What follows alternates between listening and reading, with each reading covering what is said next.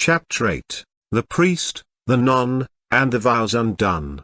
Odin got up and stretched from his seat. He walked over towards the door that led to the main chapel room. I am going to find a place to get some rest. Thank you for listening to this old man's tale.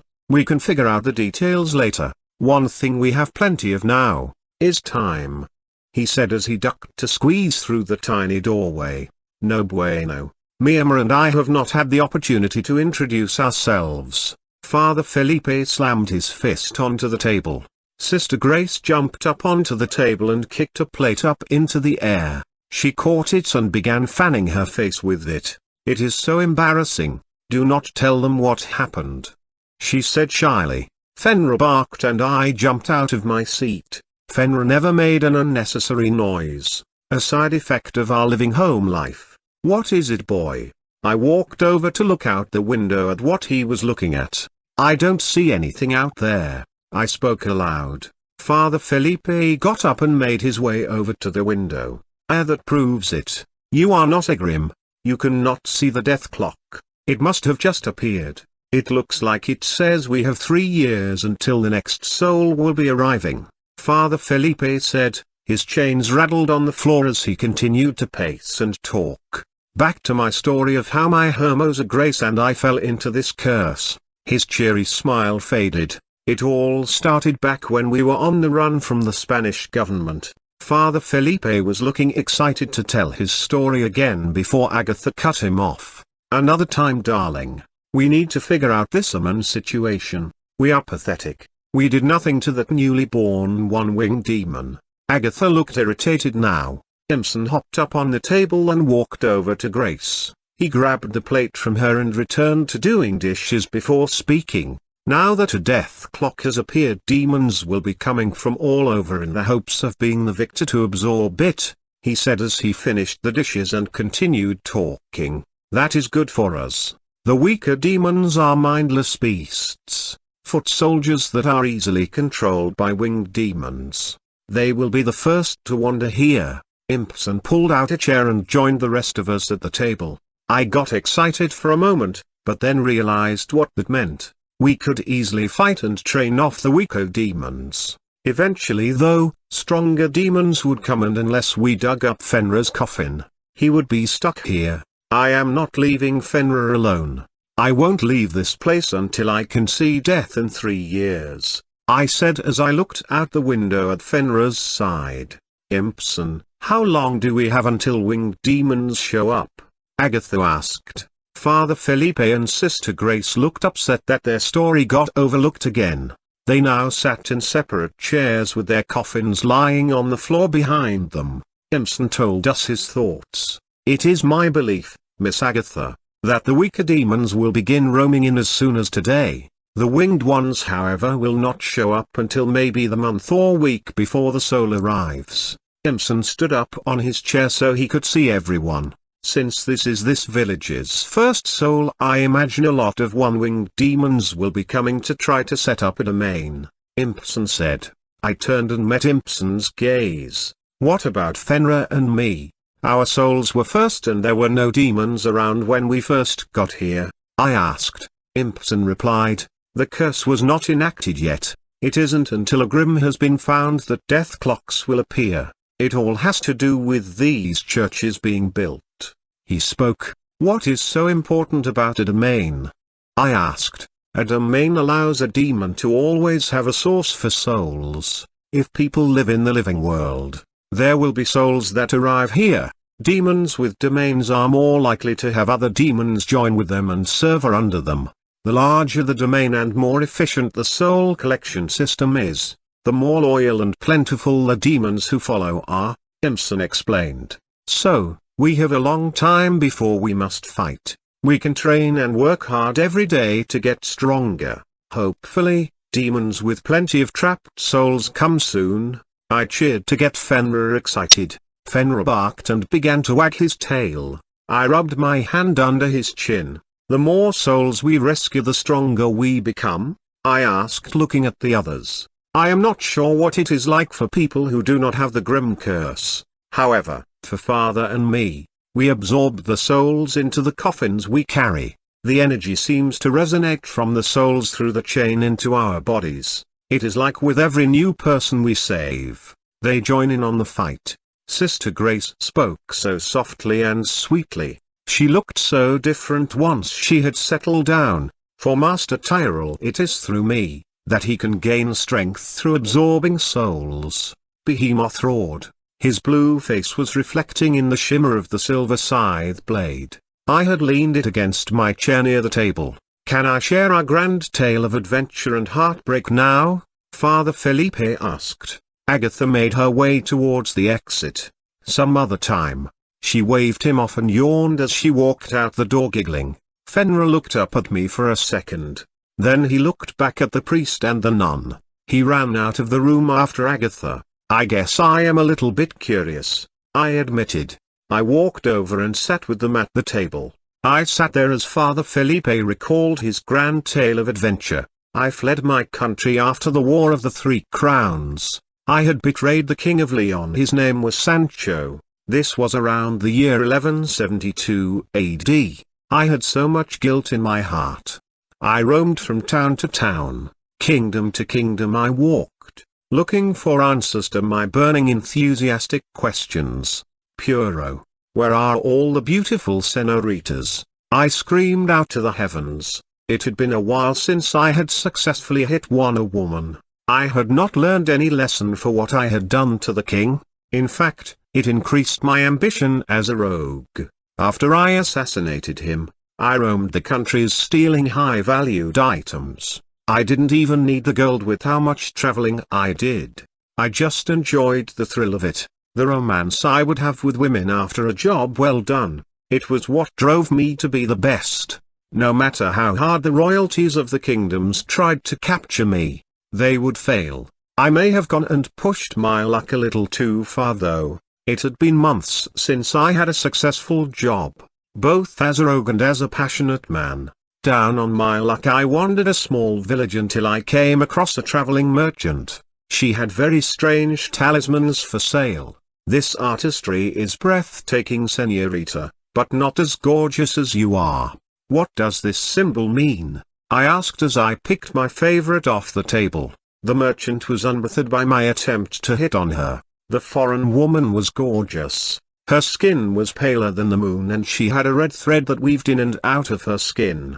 She looked at me and a wide look appeared in her old weary eyes. "That is the symbol of divine luck, my friend. Know this though, you cannot steal luck," the man said in a huff, and before I knew it, I was laid out flat on my back in the dusty street. The frail-looking girl had kicked me square inches my chest. "What gives, pewter?" I yelled at her as I got up ready to murder. She held the talisman in her hand.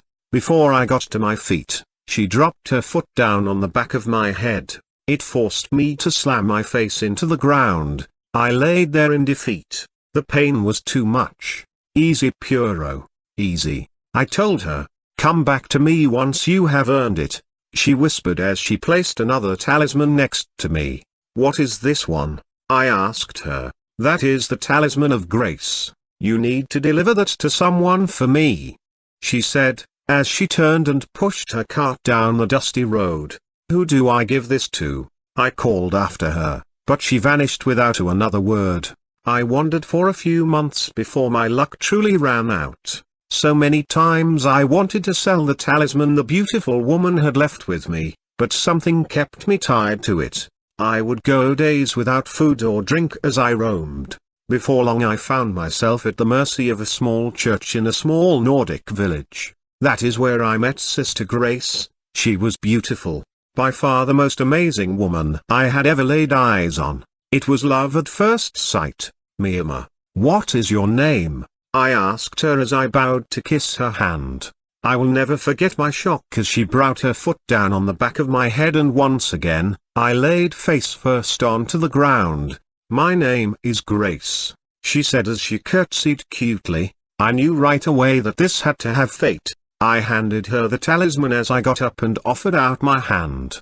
"Puro, my love, my beautiful love, I have been searching for you everywhere." I announced my love loud and proud for all to see. Another painful kick and I was back on the ground. Stop doing that, Pewter, I said angrily as I got up. The look in her eyes once that word escaped my mouth filled me with terror. Any romantic feelings I had a moment ago were long gone. This woman was insane. "What did you call me, sir?" she asked.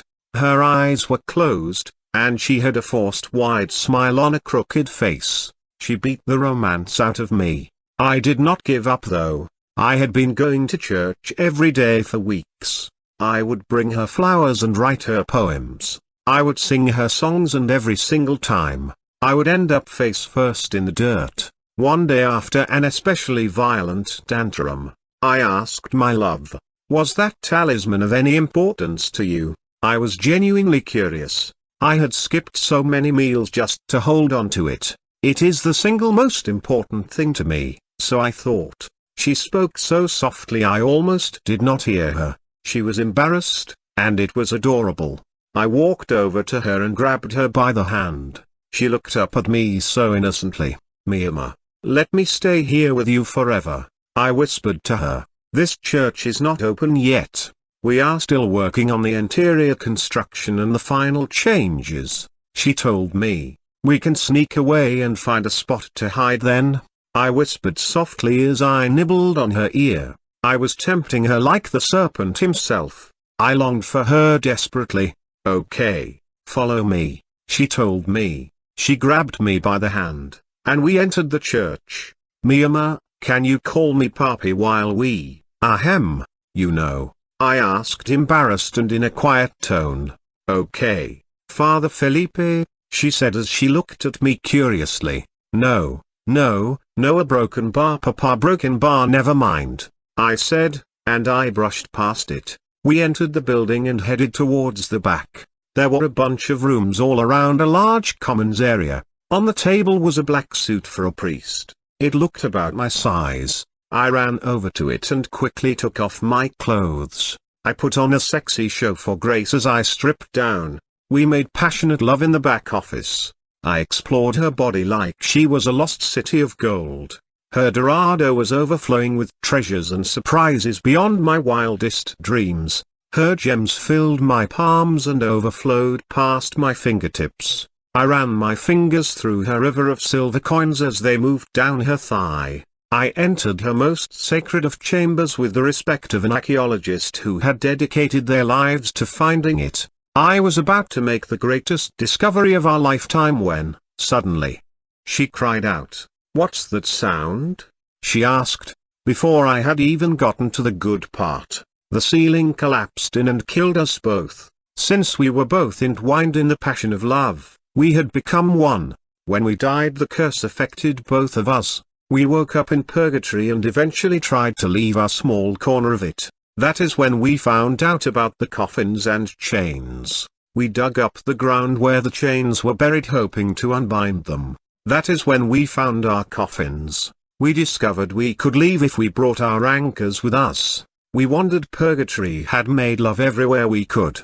Our stamina had increased drastically since dying. We could go for an incredibly long time like vampires in the twilight. Grace was a vicious lovemaker. She loved to get violent. She would throw me around like a rag doll through walls and buildings. We beat each other up, for love. It honed our bodies. We started getting bored with just the same old lovemaking. We wanted more power. We needed to beat each other up more. Show our love and our passion. We discovered demons. Grace and I were shocked when we beat one up and a white flame danced out of it. It got sucked into my coffin and I felt a surge of new vigor. The souls became an aphrodisiac. Sister Grace would get extremely turned on by chasing down demons in and slaughtering them. We would absorb the souls and then make love wherever we were. Our love was burning, and we felt unstoppable. We eventually decided to head on back to where we died. In the center of the courtyard in front of the church was a smashed obsidian clock with gold trim. TSK, silly Grims. You disappeared before I could greet you, a curious man said. We shot around ready to fight the man, but he wasn't there. My sister brought you two to me. Your death is interesting. I looked up behind me. A tall thin white man was sitting on my black coffin which I had tied to my back with my chains.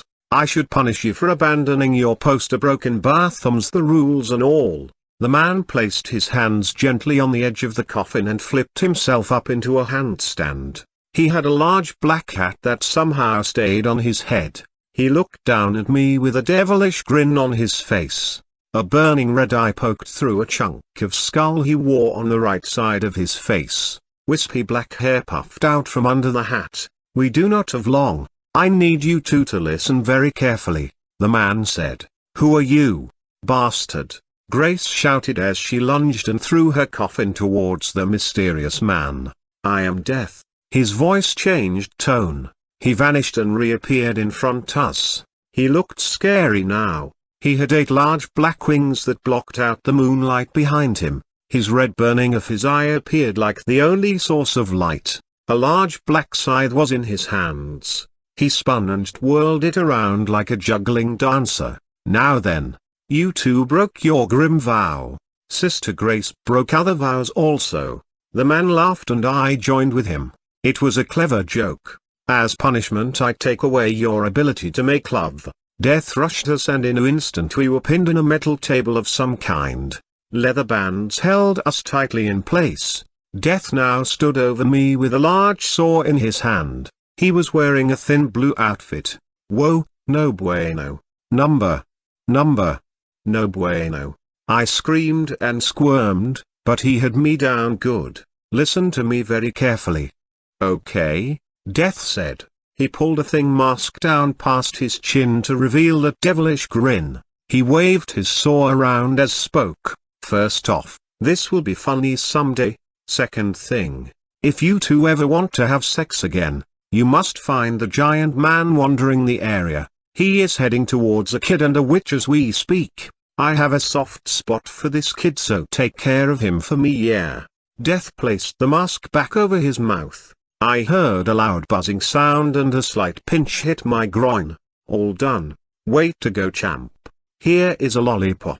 He spun the table around and it folded into a chair. I sat up and walked off seemingly unharmed. I watched as he pretended to do a routine similar to the one he gave me, to Grace. Except when he turned away to cut sword her, he did not move. He pulled a small black slab of obsidian out of his pocket and touched his finger to it. The sound of buzzing could be heard again, and he snapped his fingers. He leapt up and threw his hands in the air flamboyantly. "Now you will also be unable to have sex, Sister Grace." Death stretched and waved his hands. The scene we were in faded and the empty village returned to sight. "I suggest you find your Grace, sister," Death said with attitude. He had a hand placed on a cocked hip. "Father, a broken bar." Death broke out laughing. His cheeks turned red. "Papi Felipe, better hurry and regain your luck." Death smiled his devilish grin one last time and bowed with his hand across his chest. "I must be going now. Find the others and the rest will fall into place." Death spoke and then he was gone. Eventually we ran into Odin. We just kind of avoided him but followed him around for a while. "That is how we found you, Tyrell," Father Felipe told me. It is embarrassing." Grace huffed and began to pout. Father Felipe looked at me and I started to laugh. "You're not even a real priest?" I laughed even harder. "Do not forget, lad, I killed a king."